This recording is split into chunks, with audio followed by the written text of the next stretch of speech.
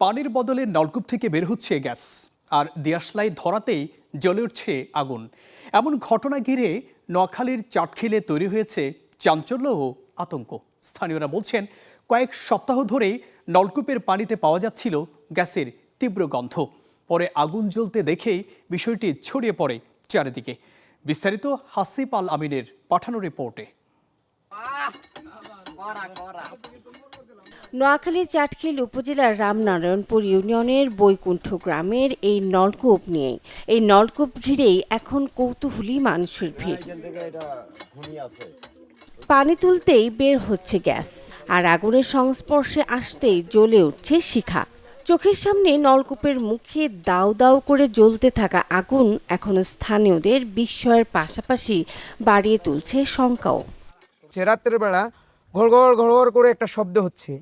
আমরা এলাকাবাসী আসি এখানে গত পরশু। আসার পরে আমরা সামাজিক যোগাযোগ মাধ্যমে এটাকে ছড়িয়ে পড়া দেওয়ার পর থেকে কিছু লোকজন আসতেছে, সংবাদকর্মীরা, পাশাপাশি আমরা আমাদের ইউনো মহোদয়কে জিনিসটা অবহিত করছি। ঘটনাটি জানাজানি হওয়ার পর থেকেই উৎসুক মানুষ ভিড় জমাচ্ছেন ঘটনাস্থলে। তবে কৌতূহলের পাশাপাশি বাড়ছে উদ্বেগও, কারণ সামান্য অসতর্কতায় ঘটতে পারে দুর্ঘটনা। বিশেষ করে আমি বাংলাদেশ তিতাস কর্তৃপক্ষকে এবং সরকারের আহ্বান করব, এখানে জনস্বার্থে সরকার যেন খুব দ্রুত একটা ব্যবস্থা নিশ্চিত হয় যে এখানে গ্যাস আছে কিংবা নাই।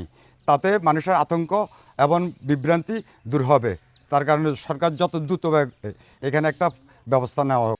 এদিকে চাটখিল উপজেলা প্রশাসন জানিয়েছে, বিষয়টি তদন্ত করে দেখা হচ্ছে। প্রয়োজনীয় ব্যবস্থা নিতে ঊর্ধ্বতন কর্তৃপক্ষকে জানানো হচ্ছে।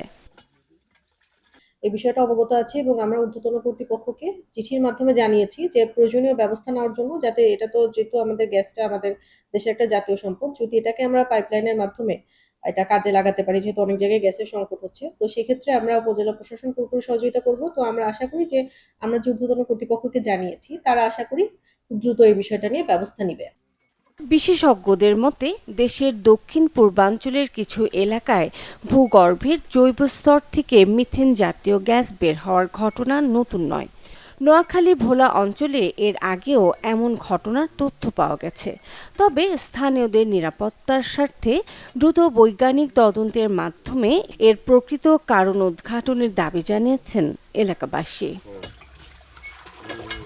Desk report, channel 24।